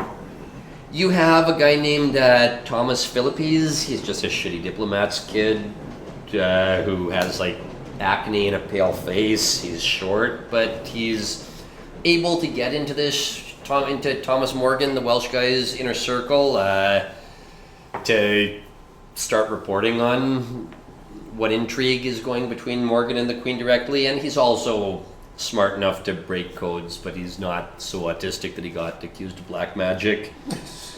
There's a guy named Arthur Gregory, who, again, this is like the beginning of Mission Impossible, where they talk about all the people on your team of secret agents. This guy is just really, really good at opening the seals of letters and closing them again, so it looks like it hasn't been tampered with. There's just, everybody has a weird talent in this world. That's this guy's talent. How would you? I'm really curious now about the process of like how they found this guy. How he was he marketing himself with this skill? Was it was there a contest? Was it somehow was he a thief? I don't even know. There's a good story there. Yeah, I'm sure. Yeah. Now you got me wondering about that. We talked in the last episode about Walsingham having a bunch of prison spies. One of them is named Robert Poley, who got a reference letter from an imprisoned priest. So having a letter from a priest saying you're a good character is a pretty good Catholic prison spy to have. He barely rapes anyone. It's once in a while. But it's prison. He only rapes other inmates, not kids. Let him work it out. It's fine. this Polly guy, he is a bit of a lowlife. He was caught distributing Catholic literature, which insulted the Puritans and said that Elizabeth's inner circle were a bunch of whores. But one way or another, he gets into Walsingham's spy ring. He's one of his men on the inside of the prisons. So yeah, he's in with the Catholic circles, and he claims he can reestablish the line of communication from Morgan to Queen Mary, who's now being cut off because the Puritans have said you're not going anywhere outside this castle, and we're making sure that nothing is coming in or out. We're going to appoint an autistic. Yeah. All right. Well, no, that was the Amiens Paulet. He's the miserable Puritan who he's the other kind of Puritan. He's the kind of Puritan who just takes pride in being a hall monitor. That's. He might have also been on the spectrum. Yeah, I'm sure. No, they don't. No, but yeah, he's able to start writing secret codes for Morgan through the prison window. So essentially, this guy, on the inside, he writes the secret codes. He hands the letter to Philippes, who's this guy who's in Morgan's inner circle. Says he wants this letter to be delivered to Mary. So Walsingham gets his updates on the line of communication through this little network that he's building up in France. He also gets two other prison spies, one guy named Nicholas Burden and one guy named Gilbert Gifford. Gifford had originally joined one of these seminaries for training English priests for the sake of undermining the English government. So again, like I said, this guy, he's a Puritan, but he has no problem making friends with low-life Catholics if they're going to give him information. like a Mormon that owns a casino. Yeah. Well, why did he decide to turn on the Catholics? Because the seminary that he had joined was taken over by Jesuits. So they piss everybody off. They wouldn't let a Walmart in my hometown. The Jesuits were all like we had a local order. I want to put the Jesuits and the Puritans on an island and give them a bunch of weapons and say, all right, let's see who has the providence of God on their side. Work it out that way. Yeah, so I mean, this gets him into Thomas Morgan's really good graces, especially because he's hated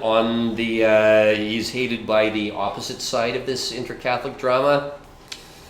So again, if you're trying to get your double agents to infiltrate somebody, it just helps to know the hot goss. Yep. The Burden, the other guy I mentioned, he essentially his job is to send back reports about the Catholic drama, and this Gilbert Gifford guy was able to give him a letter of introduction to Mary Queen of Scots. So we now have a total pipeline from the Catholic prison where Morgan was thrown for a brief period, all the way to Mary, and every step along the way, Francis Walsingham's spies are going to be able to intercept the correspondence and tell him what's going on. This Gifford guy, he becomes one of the messengers who Mary personally entrusts with her secret messages, and finally, Walsingham has his mole on the inside. So these letters were being smuggled into England through the French embassy in London. Gifford would essentially take them to Chartley Hall, which is the castle where Mary had been moved after this Throckmorton plot. The new ambassador gives this Gifford guy a letter. He makes it up to Chartley Hall, and Mary is able to send a letter back saying there's going to be a backlog because I've kind of been cut off from the world for the last 2 years, but to watch out for a bunch of spies who we've heard rumors about. Well, you're right, but unfortunately, that ship has sailed. So Walsingham's built up this line from Morgan, who's now in the Bastille, to Mary. Again, just to review, Morgan gives the letters to Polly, who's one of the prison spies. That letter is encrypted, given to Philippes, who decodes it if necessary. They get this guy to crack the seal if necessary. They smuggle the letter to the French ambassador in London, where he gives it to Gifford. Gifford takes it to the north of England to deliver it to the castle where Mary, Queen of Scots, is staying. And if Walsingham ever needs to deliver false information to Morgan, like, for example, tricking him into trusting a certain spy, this Burden guy who I mentioned would vouch for the spy. So that's the start of Mission Impossible. That's where everybody is, stationed in this network. Now at this point, Walsingham just sits back and waits for Mary to create enough evidence to implicate herself. How do they get the messages smuggled past the castle guards? It would also look suspicious if they could just march letters right into the castle, so they set up a system to make it look like they're smuggling these letters in. So how do they do that? They bribe a local brewer to create a tube to hold these letters, and they smuggle them in the beer barrels to the bunghole. The brewer makes bank on this because both Giffords, the messenger, and Paulette, the security guard, are quote-unquote bribing him, coming and going. He thinks he's playing both sides off of it, but both sides are in on it. And on top of that, he also raises the price on beer as well. Of course. So, just fucking him on every level he can. Oh, yeah. So what was the plot? Well, a missionary priest named John Ballard, he's trying to get support for a Catholic uprising, and one of Walsingham's low-life spies gets into his inner circle. This Ballard guy, he's in contact with Mendoza. He was the Spanish ambassador who got expelled from the country. He's now the Spanish ambassador to France. When this guy gets to London, he meets a co-conspirator named Anthony Babington. And again, if you've watched even a rudimentary documentary on Elizabeth I, you've heard the name Babington as well. First there was the Throckmorton plot, now there's the Babington plot. At this point, Polly, who was the prison spy in the Bastille, he's out of jail, and he's come back to England, and Walsingham tells him to spy on Babington as well.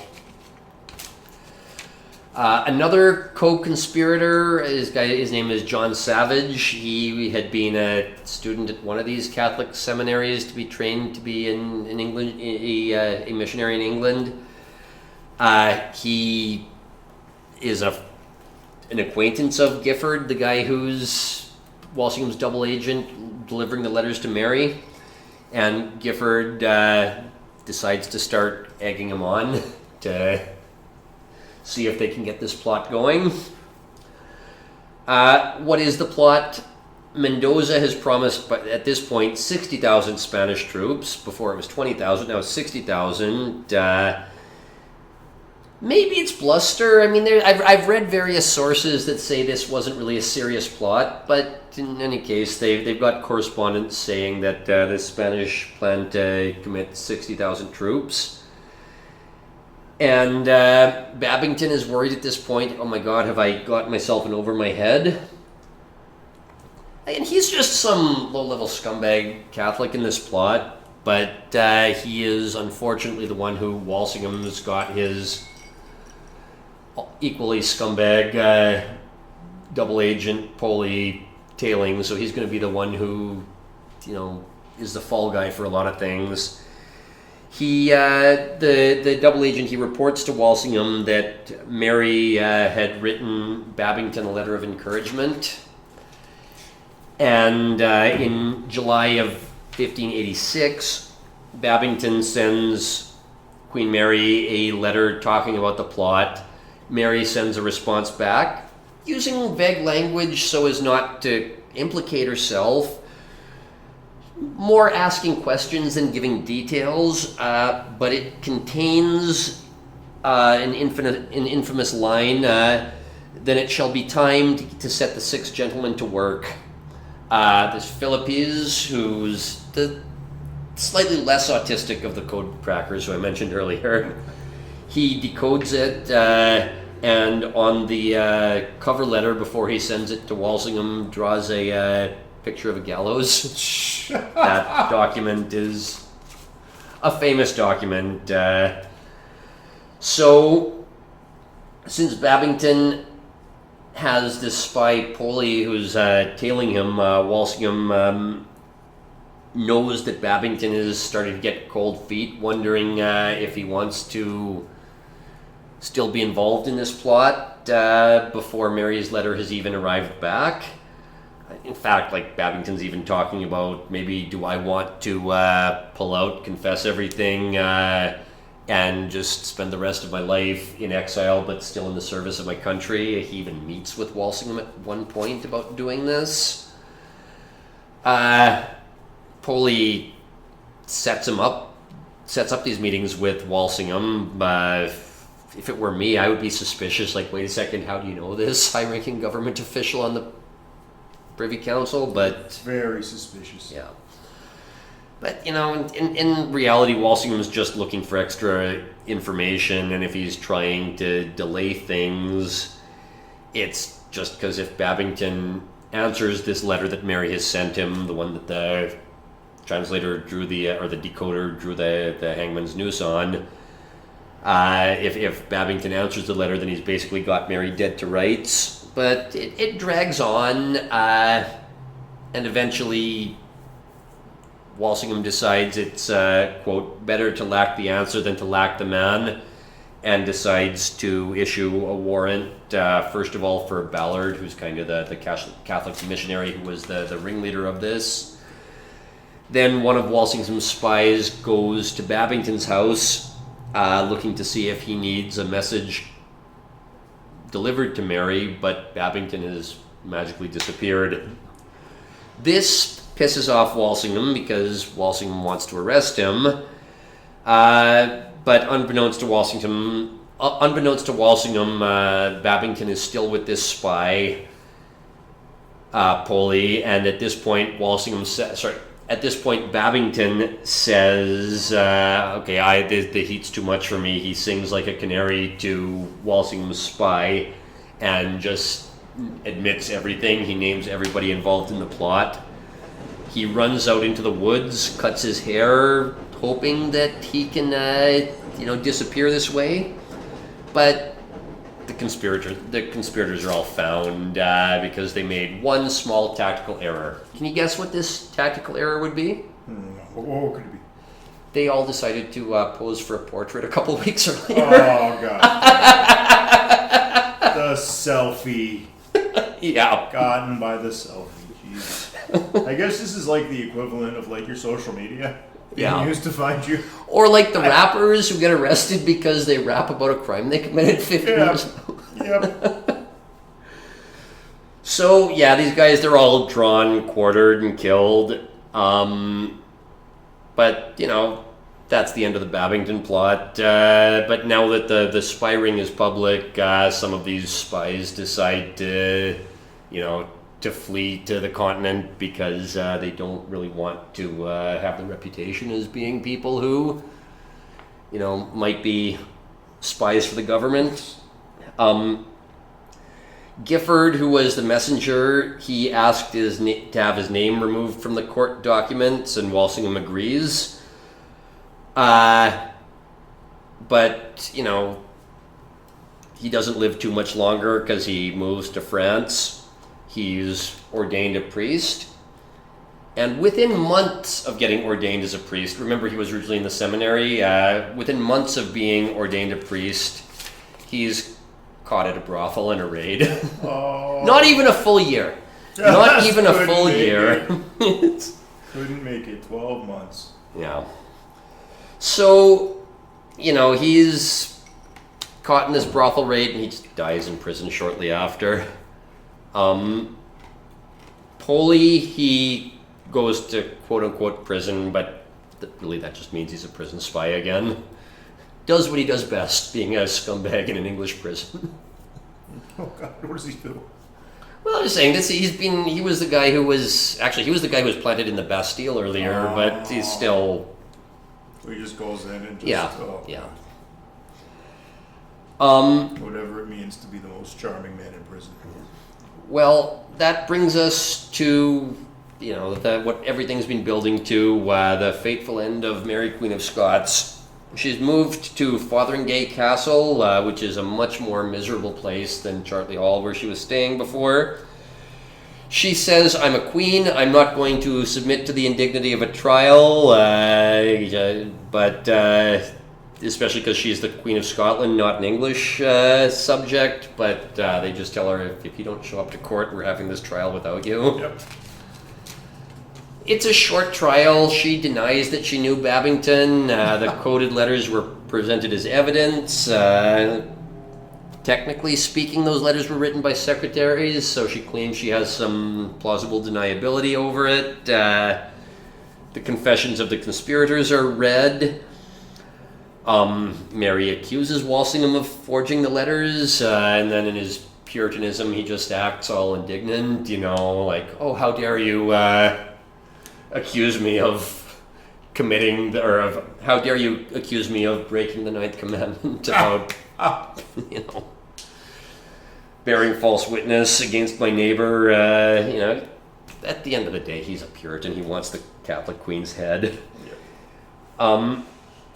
Even this early, you start to see all this letter about how, oh, madam, the law applies to everybody equally. Nobody's above the law. And this kind of bullshit. Calm down, Sir Thomas More. So, the trial takes a month. She is found guilty, but you can't be executed in England until the Queen signs your death warrant. And again, Elizabeth really doesn't want to sign another Queen's death warrant because it's going to undermine her divine right claim to the throne. So it drags on for months. In January 1587, months later at this point, Walsingham writes William Cecil a letter saying, look, this distress from Her Majesty's constant back and forth vacillations are having a detrimental effect on his health. Remember we talked about last time he had kidney stones and he wasn't in the best of health at the best of times. Plus the Queen, I mentioned earlier, she was famous for signing warrants and then changing her mind the next day, calling them back because she thought she was Lady Macbeth, I guess. This was just her way of having nobody know what she was really up to. It's like a Trump. Just kind of, yeah. Well, on February 1st, 1587, she signs the warrant and asks Walsingham's secretary to show it to him. Elizabeth knows the guy's in poor health, so she's just trying to play this game again. She also says that she really doesn't want Mary to die at the hands of an official executioner, so she writes to Paulette, who's the, again, miserable Puritan, being the hall monitor in the north, to say that it can't be an official executioner who does the deed. But Walsingham knows how to manipulate Puritan. He writes to Paulette saying, Her Majesty is disappointed in your lack of zeal, and before Elizabeth can change her mind about this warrant, they just send the death warrant north. So, fuck it. Yeah. Fuck it. Well, A, fuck it, and B, tell the Puritan that people are disappointed in you not being fanatical enough. So yeah, Mary is executed 4 days later, and remember I said she's just lived a miserable life? Yep. Her dad dies when she's less than a week old. Scotland and England went to war over whether she was going to be forced to marry King Edward as a child. She flees to France. Her husband dies a couple years after she marries him, and her mother-in-law hates her. She returns to Scotland right after the Protestants under John Knox have taken over the country, and they view her as a heretic. She marries a drunk. She gets called on it publicly. He dies in mysterious circumstances. She's a suspect. She marries another guy who ends up in a debtor's prison in Denmark. I didn't even mention that part. She flees to England. She spends 18 years in jail. She looks like an old woman when she's in her 40s. Finally, the Puritans manage to entrap her. She is beheaded, but there is one last indignity. On the day of her execution, she dresses in a red petticoat, which is the color of Catholic martyrdom. She goes to the scaffold expecting it to be a big show of just how devoted she is to her Catholic faith. She goes to the scaffold. The executioner cuts her head off. Apparently it takes 3 tries, so it's probably an unpleasant thing to go through. The executioner holds up her head to the crowd, as he did in the day, and she's wearing a wig. So the wig comes off her head, and her head falls on the ground. Rolls. Like I said, if things had gone a little differently in her life, she probably would have lived a life of opulence, but even being literally born as the queen of a country, being literally the queen when you're less than a week old, it doesn't always work out all that well. History is a roll of the dice. But the story is not completely over because we haven't resolved the storyline with the Spanish yet. Because remember, The storm on the horizon. they want nothing more, or King Philip wants nothing more than to take over England. And now that William of Orange is out of the way, it's looking increasingly likely that they're going to. Remember that Walsingham, he's in failing health at this point. He's in financial trouble. He made a bit from investing in Francis Drake's voyage, but not enough. He's actually not going to live that much longer, but the most important historic event of his life hasn't even come yet. He was hoping to get some of Babington's lands, but the Queen decides to give them to Walter Raleigh. Again, I'm not even going to talk about that guy. That guy lived an extremely interesting life. He was like a privateer himself. He tried to set up the original colony in the Americas. He was a poet. He did a whole bunch of interesting stuff. But anyways, that's neither here nor there. There's bigger fish to fry, namely the issue of Spain. One issue is that the English ambassador in Paris has decided to turn coat and work with the Catholics invading England. Walsingham has become suspicious of this dude, and he gets Burton, who is just one of the spies on his roster, to keep his eye on the ambassador. At one point, this backfires, and some secret documents end up in the hands of the French government. So it's really doesn't look good for the English that the cover's been blown that they're trying to spy on the French ambassador, trying to spy on the English ambassador, who was at this point secretly working with the kings of Spain and France. But why is Walsingham suspicious of this guy? Because this guy's just sending out absolutely ridiculous intel about what the Spanish are doing, and Walsingham is he smells a rat here.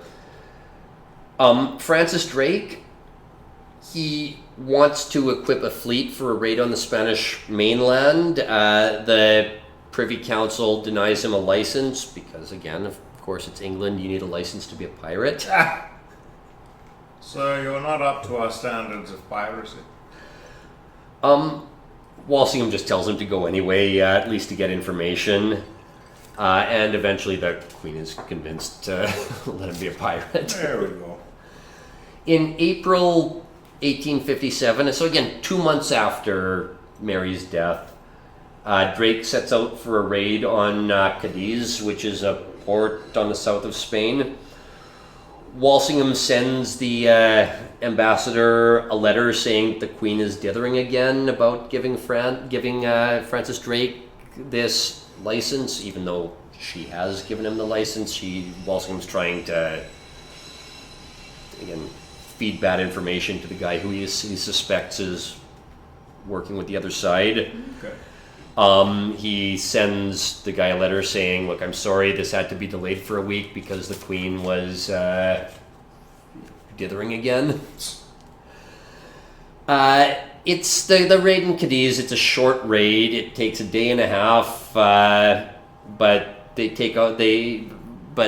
Francis Drake raids 4 large ships and burns 30 more, and comes back with a whole bunch of riches. But more importantly, he comes back with the news that the Spanish Navy is amassing a huge fleet in Lisbon. Mm-hmm. It's going to be a problem. So, also on the way back, Drake manages to raid the King of Spain's own personal ship in the Azores. Well done. So, if open war was not inevitable before, it's inevitable after the Queen's pirate has raided all the gold from the King's personal ship. But Drake did at least land a blow with this attack on Cadiz, and it's at least going to delay the invasion. This is not the days of radar, it's not the days of satellites, so nobody knows where Francis Drake is. In fact, he's returned to England, but the Spanish Navy doesn't know that, so they actually try to chase him to the Caribbean to see if they can find him, but he's not there. That delays the invasion a little bit farther. Walsingham's still getting updates because the Pope needs to be made aware of any incoming invasions. And remember, Italy is not a united country at that point. Like, Italy is arguably not a united country now. Yeah. Italy is 10 different countries at that point, all of whom have ambassadors in Spain. And Italians are known for being talkative. So Walsingham has men everywhere, and it's not too long before one of them is going to leak the news to him. In this case, it's a guy in Florence, alias Pompeo Pellegrini. He's actually an English guy, but that's his alias. He's, like I said, Walsingham, he had his men in embassies everywhere, but he also had his lowlifes in the docks. Yep. This guy is just going to give him updates on movements of ships throughout the Mediterranean. So who was this Pompeo Pellegrini guy? He was an English Catholic who had worked abroad for Bloody Mary when England was Catholic, and he just never came home when England became Protestant, but he still wanted to work in the service of the country. Like I said, he's Catholic, but Walsingham has his tentacles everywhere, and he was able to get news from the Tuscan ambassador to Madrid. He gives Walsingham the news that the Spanish Navy is chasing Drake, so this gives the English the time to prepare. And he also confirms that the raid on Cadiz really hurt the Spanish enough that it pushes the invasion back by several months. Okay. And this brings us to the actual battle with the Spanish Armada. And I know this has gone on for long enough, but this... we've been talking for 3 episodes about seminal events between Catholics and Protestants in Europe. There are a few events more seminal than the Spanish Armada. Again, you can read entire books, you can watch entire documentaries just on this specific topic, but I'm just going to talk about the roles of Francis Walsingham and his spy ring, plus the religious implications of what goes on. It was a challenge to get intelligence on the actual invasion for many reasons, not least of which being because Philip kept changing his mind. So it's hard to get accurate information when the information keeps changing. Plus, the ambassador in Paris had turned coat, and he kept sending red herrings back to England. Who's dithering? Mm-hmm. Well, the merchant ships basically knew by April of 1588 that the fleet was being built up for an invasion. And again, Walsingham, he has his men flooding him back a bunch of information, and the previous commander of the Spanish Armada had died unexpectedly. So the new commander is the Duke of Medina Sidonia, who is much less capable. Pompeo Pellegrini, he sends back word that the governor of Netherlands, who again is Catholic, there was the uprising in the Netherlands, but the governor is Catholic. He is going to send a bunch of troops to England to guide the invasion. So it's kind of like a reverse D-Day where the ships are supporting the army instead of the other way around. Interesting. Yeah, so what's going to happen is that the Spanish ships are going to sail up the English Channel. They're going to pick up the Dutch armies, ferry them into England for an invasion. The Pope reiterates at this point that Elizabeth has been excommunicated. She's a bastard, born of a courtesan, she's a heretic, and she's a symbol of the sin of the age. Wow. That rhetoric never goes out of style. Nope.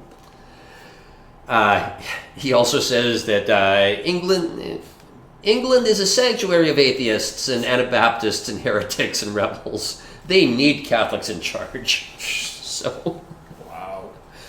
So war is coming, and it's going to be a religious war. And Walsingham gets another letter in May from Pellegrini saying that the preparations are almost complete. So the English just need to play the waiting game. On July 19th, the Armada appears on the horizon, a huge fleet of ships. With all of that preparation, there still was some tactical surprise. They never knew exactly when the invasion was going to start, so there was still a little bit of shock and awe when all the ships showed up on the horizon. The Spanish galleons, though, they were built for hand-to-hand combat, which means they were built high. The English warships were more modern and nimble, so they were built lower. And that's going to make a huge difference to how everything goes, because once again, war is as much about who has the most recent technology as who has the best generals. The Armada it makes it to Calais, but it takes a bunch of losses to these small, nimble English ships, which are able to move quickly enough to stay just out of the Spanish ships' range. And when the Armada gets to Calais harbor, the English set 8 merchant ships on fire and just sail them into the harbor. The old Greek fire ships. Basically, yeah. Back. I mean, remember during the trucker protests a couple of years ago, how did it end? With the exact same tactics that the Greeks did, some people with sticks. Yeah. It's when all else fails, when politics fail, when civilization fails, it's who has the people with sticks. Force projection. Say, like, at the end of the day, when all else fails, you use the tactics that would have been recognized in ancient Greece. Yeah. Every time I see a police line with shields, I think about that. Yep. Like, wow, that's...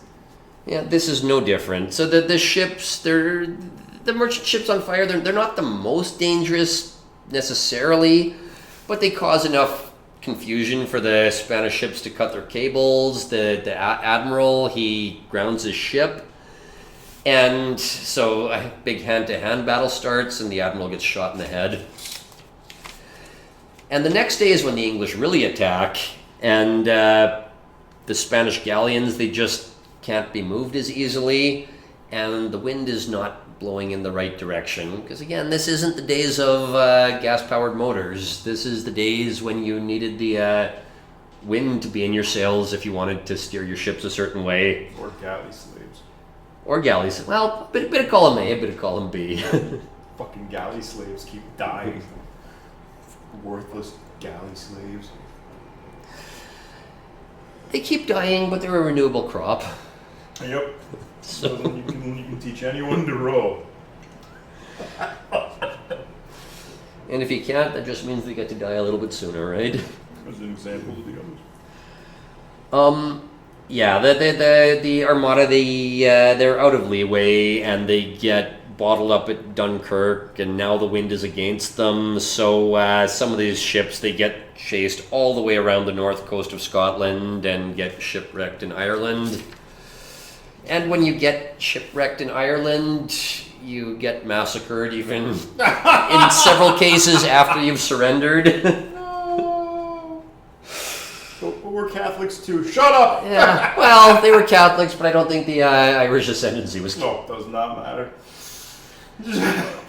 This may have been exacerbated a little bit by the fact that Francis Drake had captured a ship, and the Spanish people had confessed that they had been told to massacre every English person over the age of 7. Wow. So, whatever the reason was, a bunch of Spanish people, like a couple thousand Spanish people got killed, possibly outside of the conventions of war. That's still pretty good. What year were we in? This is 1588. That's pretty good for 58. So yeah, that November, let's just finish off this story. There's a big service at St. Paul's Cathedral commemorating the defeat. Famously, it's said at the service that God's winds blew and they were scattered. Walsingham gets a little bit of appreciation here. It's mentioned in this service that he fought more with his pen than any man in the English Navy fought. I know it's romantic to be a guy on the front line, but trust me, guys, if you can contribute to the war effort in a more cerebral way, it goes a lot farther. Mm-hmm. Especially if you have a network of informants all over the continent. Walsingham, he's still in failing health. He's going to live for another year or two. The Queen visits him a few times, but the guy's in financial trouble. And when the Queen visits, you're expected to shell out a whole bunch of money to welcome the Queen in. So he really isn't that happy the last couple of years of his life with his health problems and his financial problems. But the fucking Queen keeps coming over. Oh yeah, to show her appreciation. Thanks, bitch. Yeah. He serves on the Privy Council until the day he dies, but that's not that long after. He dies in 1590, so it's 2 years after the Spanish Armada. He's Puritan right up until the end. He asks to be buried without any funeral solemnity. Most likely, he died of testicular cancer, so again, he wasn't having a good time in the last couple of years of his life, and the Catholics wasted no time getting a laugh at this, because he was the bane of a lot of their existence while he was alive. That's the guy's life. He essentially created modern espionage. He spends almost 2 decades taking down Mary Queen of Scots, which would have, put him in the history books anyways. But after that, he plays a seminal role in taking down the Spanish Armada. Classic overachiever. Yep. And he's one of the OG Puritans who visited Geneva during the age of John Calvin, and it's kind of fitting that he dies right after the Spanish Armada loses decisively, and it's just viewed as not just a huge victory for England, but a huge victory for Protestantism. And while there still will be some attempts for the Catholics to wrest control back in England, like I said, everything we think of as England is from this time period. This is when modern English culture is truly established. And a large reason for that is because they believe we have the providence of God on our side, because clearly we just beat the Catholic Spanish Armada, in a way that we had no business winning. It's just as a bit of an epilogue here. So what happens to the spy ring? Well, Philippes, he gets a pension for his work on the Babington plot. Nicholas Burden, his cover is blown, but he gets a sinecure in the Queen's household, being the purveyor of poultry. Jesus Christ. You're going to be my chicken guy. Right? Basically, yes. Do nothing, Joe. Pompeo Pellegrini, the guy ends up in jail, but Cecil gets him released and he goes right back to reporting ship movements. Walsingham's successor, he tries to keep the spy ring going. But there's some things that they can't be done by a formula or recipe. Some things, it's like how many times have you seen people try to bring in consultants to improve the way you run your business? Sometimes you just need somebody with a personality to be able to work day in and out. Yep.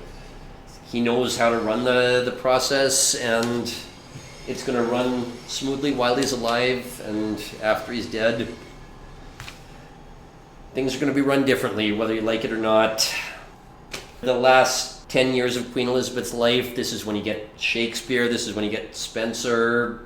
A lot of the literature and the music and the architecture that we associate with England, but Walsingham, his life in some way was emblematic of the resolution of the Protestant Reformation in England. So I guess we're gonna end it there. Hope you liked it, people. Thanks for listening. Alright, you know the drill. Like and subscribe on YouTube or wherever you get your podcasts. Support us at kofi.com/Radio Free History or at subscribestar.com/radio-free-history.